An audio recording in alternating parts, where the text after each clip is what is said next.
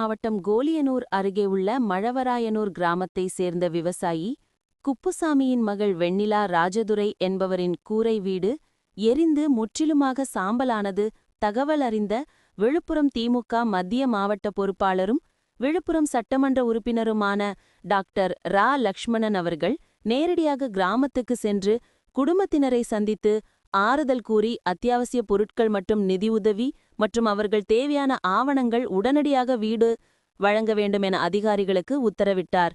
நிகழ்வில் விழுப்புரம் வருவாய் துணை வட்டாட்சியர், வருவாய் ஆய்வாளர் மற்றும் கோலியனூர் ஒன்றிய பெருந்தலைவர் சச்சிதானந்தம், ஒன்றிய செயலாளர் தெய்வசிகாமணி, மாவட்ட விவசாய அணி அமைப்பாளர் தவமணி, பொறுப்புக்குழு உறுப்பினர் கண்ணப்பன் உள்ளிட்டோர் உடனிருந்தனர். செய்திகளை உடனுக்குடன் தெரிந்து கொள்ள லைக் பண்ணுங்க, ஷேர் பண்ணுங்க, சப்ஸ்கிரைப் பண்ணுங்க, மறக்காம கமெண்ட் பண்ணுங்க.